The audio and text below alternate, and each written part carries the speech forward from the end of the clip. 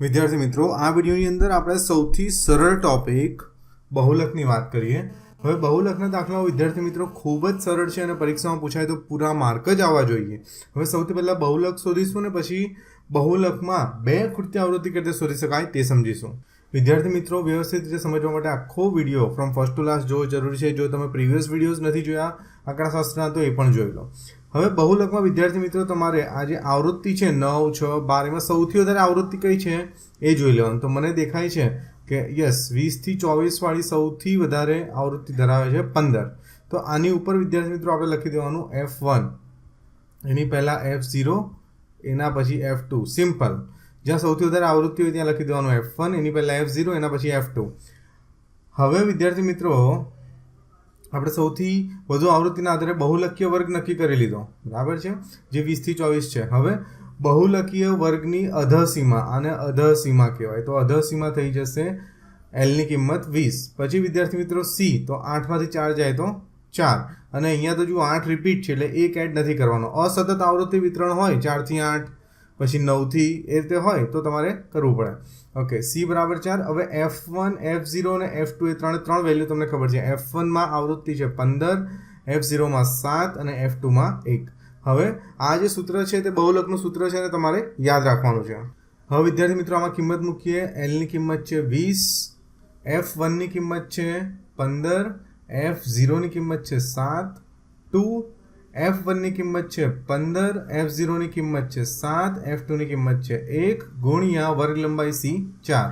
હવે વિદ્યાર્થી મિત્રો આ શું થઈ જશે? તો 15માંથી 7 માઇનસ કરીશું તો 8. આ બંનેનું જે રિલેશન છે તે ગુણાકારનો છે, એટલે 30 ઓછા 8 ઓછા ઓછા વત્તા ઓછા 7 ઓછા 1 ઓછા 8 ઓછા ઓછા વત્તા ચિહ્ન ઓછાનું ગુણ્યા 4. આ કઈ રીતે થયું વિદ્યાર્થી મિત્રો? તો અહીંયા 15માંથી 7 માઇનસ કર્યા તો 8, 15 દુ 30 ઓછા 8. હવે 8 ગુણ્યા 4 આ બંને ગુણાકારના રિલેશનમાં છે અને 30માંથી 8 જાય તો 22, એટલે 32/22. હવે 32 અને 22નો ભાગાકાર કર્યો તો મને મળ્યું 1.45. 20 વત્તા 1.45 એટલે 21.45. એટલે કે આ માહિતીનો બહુલક 21.45 છે. જો વિદ્યાર્થી મિત્રો તમને ભાગાકારમાં સમજ નહીં પડી હોય તો હું કરીને બતાવું છું. 22 એકા 22, 0, 1. હવે 10 તો 22ના ટેબલમાં આવશે નહીં એટલે અહીંયા 100, 22 ચોક 88, 12, 0 એકવાર પોઈન્ટ મૂકી દો એટલે 1 0 તમે મૂકી શકો. 22 પંચા 110, 10 1 0 મૂક્યો એટલે 100, 22 ચોક 88. તો આ જુઓ 5 કે 5થી નાનો છે તો આમાં એક એડ કરવાની જરૂર નથી, એટલે લેટ્સ ઇગ્નોર ધીસ. 1.45. તો આ રીતે તમારો જવાબ આવી ગયો Z બરાબર 21.45. હવે વિદ્યાર્થી મિત્રો ખૂટતી આવૃત્તિના દાખલા કરીએ. હવે વિદ્યાર્થી મિત્રો આમાં આપણને શું કીધું છે? તો આમાં કીધું છે કે બહુલક 33.5 છે, આપી દીધું છે. તો તમારે જેમ મધ્યસ્થમાં કરતા તેમ ડાયરેક્ટ જ કરવાનું કે 33.5 કયા વર્ગમાં આવશે. 33.5 10 થી 20ની વચ્ચે છે? ના. 20 થી 30ની વચ્ચે છે? ના. 30 થી 40ની વચ્ચે 33.5 છે? હા.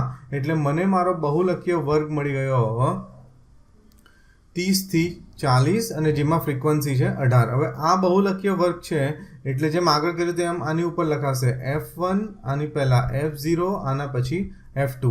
આમાં C થશે 10 અને L થશે 30. આ 5 ઇન્ફોર્મેશન મળી જાય એટલે તમે સરળતાથી કરી શકો. તો અહીંયા મેં લખી દઉં કે બહુલકીય વર્ગ કયો છે અને માહિતી લખીએ. L બરાબર 30 મેં હમણાં સમજાવ્યું. વર્ગ લંબાઈ થશે 10, 10 ઓછા 0 10, F1, F0, F2. F1ની કિંમત થશે 28, F0ની કિંમત થશે X, F2ની કિંમત થશે Y. હવે અહીંયા સૂત્રનો ઉપયોગ કરીને આપણે જવાબ મેળવવા પ્રયત્ન કરીએ, જે મિસિંગ ફ્રીક્વન્સી છે એનો.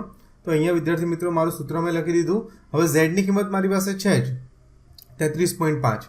એલની કિંમત અહીંયા લખીશ 30, F1, F0 કિંમતો બધી અહીંયાથી આવી રહી છે વિદ્યાર્થી મિત્રો. 2, F1ની કિંમત છે 28, F0ની કિંમત છે X અને F2ની કિંમત છે Y ગુણ્યા C વર્ગ લંબાઈ. હવે વિદ્યાર્થી મિત્રો આગળ જઈએ. 33.5 જે છે એની સાથે આપણે લઈ લઈએ આ 30. 33.5 ઓછા 30, અહીંયા 28 ઓછા X, નીચે 56 ઓછા X ઓછા Y ગુણ્યા 10. તો આ થઈ જશે વિદ્યાર્થી મિત્રો 3.5. અહીંયા આ જે 10 છે તે અંશ સાથે છે એટલે અહીંયા લખીશું 10 કૌંસમાં 28 ઓછા X છેદમાં 56 ઓછા X ઓછા Y. હવે વિદ્યાર્થી મિત્રો 3.5 સાથે આ 3 આવી ગયા. અહીંયા 10, 28 ઓછા X. હવે આ 3 સાથે છે 3.5 એટલે 56 ગુણ્યા 3.5 હવે વિદ્યાર્થી મિત્રો તમને ગુણાકારમાં મારી હેલ્પની જરૂર હોવી જોઈએ નહીં, આમ છતાં હું બતાવી દઉં છું. 56 × 3.5 પણ ગુણાકાર કરો ત્યારે જાણે કે પોઈન્ટ છે જ નહીં.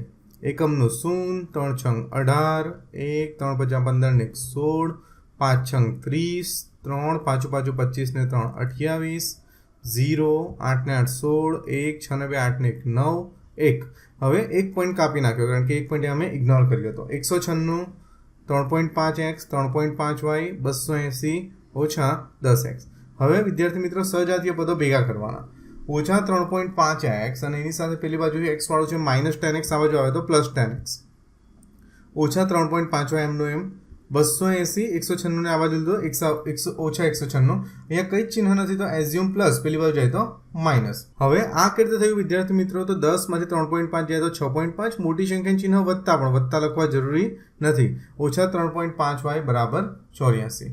હવે વિદ્યાર્થી મિત્રો આપણે જો આખા સમીકરણમાંથી દશાંશ ચિહ્ન દૂર કરવું હોય તો આપણે જાણીએ છીએ કે આખા સમીકરણને એક જ નંબરથી ગુણાકાર કે ભાગાકાર કરવાથી જવાબ પર ફરક પડતો નથી. તો આખા સમીકરણને હું 10 થી ગુણી દઉં છું. 6.5 × 10 કરીશ તો 65, 3.5 × 10 કરીશ તો 35 અને અહીંયા એક 0 840. હવે વિદ્યાર્થી મિત્રો આપણને કીધું છે કે અવલોકનોનું ટોટલ કેટલું છે? આવૃત્તિનું ટોટલ 100 છે. તો એ માહિતીનો ઉપયોગ કરીએ. આને ઇક્વેશન નંબર 1 કહીએ. હવે વિદ્યાર્થી મિત્રો અવલોકનોનો સરવાળો 100 છે એટલે કે આ બધા જ જે અવલોકનો છે જે ટેબલમાંથી લખ્યા અમે 7 12 x 28 y 9 તો 7 12 x 28 y 9. તો આમાં જે સજાતીય પદો છે એનો સરવાળો કરી દઈએ 12 7 28 9 તો મને મળી ગયું 56. હવે વિદ્યાર્થી મિત્રો 56 ને પેલી બાજુ લઈ લીધા તો મને મળી ગયું x + y = 44. હવે આ જે ઇક્વેશન 1 અને 2 છે એને જે પણ તમને લિનિયર ઇક્વેશન્સ ઇન 2 વેરિયેબલ દ્વિચલ સુરેખ સમીકરણની જેવી રીત તમને ગમતી હોય એનાથી તમે સોલ્વ કરી શકો છો. હું કરું છું વિદ્યાર્થી મિત્રો આને સોલ્વ લોપની રીતે. તો લોપની રીતે શું કરીશું? તો આ બંને ઇક્વેશન છે મારા, રાઈટ? આ બંને ઇક્વેશન મેં અહીંયાથી લખ્યા. હવે વિદ્યાર્થી મિત્રો આ બંને ઇક્વેશનમાં જુઓ, ઇક્વેશન 1 ને ઇક્વેશન 2 ના x ના સહગુણકથી ગુણાકાર કરો એટલે 1. એટલે ઇક્વેશન 2 ને મારે 65 થી અને ઇક્વેશન 1 ને 1 થી. આને 1 થી ગુણવું પડશે કારણ કે અહીંયા x સાથે 1 છે ને આ ઇક્વેશન 2 છે એને 65 થી ગુણવું પડશે કારણ કે આમાં x સાથે 65 છે. તો હવે વિદ્યાર્થી મિત્રો ગુણાકાર કર્યા પછી કંઈક આવું થઈ જશે. બધાના સાઇન ચેન્જ, અહીંયા કંઈ નથી, પ્લસનું થઈ જશે માઇનસ માઇનસ માઇનસ. હવે આમાં જે કેન્સલ આઉટ થતું હોય તે કરી દઈએ. 65x cancel out. ઓછા 65 ઓછા 35 ઓછા 100. અહીંયા 28 60 માંથી 840 માઇનસ કરી દઈએ તો ઓછા 20 20. 100 પેલી બાજુ જાય તો ભાગાકારમાં 20.2 મને મળી ગયું. એકચ્યુઅલી 20.20 પણ આ 0 0 કેન્સલ કરીએ એટલે 20.2 ઓછા ઓછા કેન્સલ એટલે વત્તા. હવે આ કિંમતને તમને જે બી સમીકરણ સરળ લાગતું હોય તેમાં કિંમત મૂકી દઈએ તો 2 માં મૂકીએ છીએ કારણ કે 2 સમીકરણ નાનું છે. x + y = 44. એમાં 20.2 લખ્યું, 20.2 પેલી બાજુ જાય તો માઇનસ એટલે x ની કિંમત 23.8. તો આ રીતે વિદ્યાર્થી મિત્રો તમે ખૂટતી આવૃત્તિઓ સરળતાથી શોધી શકો. તો આ વિડીયોની સાથે આપણે વિદ્યાર્થી મિત્રો શું કમ્પ્લીટ કર્યું? તો આંકડાશાસ્ત્રના આખા ચેપ્ટર ઉપર એક ઉડતી નજર જે પરીક્ષા પહેલાં મારવી પડે, જે અલગ અલગ રીતના બધા દાખલા જોવા પડે, તો આપણે બધા જ દાખલા આપણે જોઈ લીધા. હવે નેક્સ્ટ વિડીયોની અંદર આપણે ચેપ્ટરમાં વ્યવસ્થિત લાઈન ટુ લાઈન વધારે દાખલાઓની પ્રેક્ટિસ કરીશું. જ્યારે હું તમને કહું કે આ દાખલો તમે જાતે પ્રયત્ન કરો, તમારે જાતે પ્રયત્ન કરવાનો. જો તમે વિડીયોઝને રેગ્યુલર ફોલો કરશો, જો તમે રિટર્ન પ્રેક્ટિસ કરશો મેથ્સની અંદર તો જરૂરથી તમારા બોર્ડની પરીક્ષામાં સારા માર્ક્સ આવશે. એના માટે અમે તમારી સાથે છે. Your feedback is always welcome. Subscribe my channel. Thank you so much.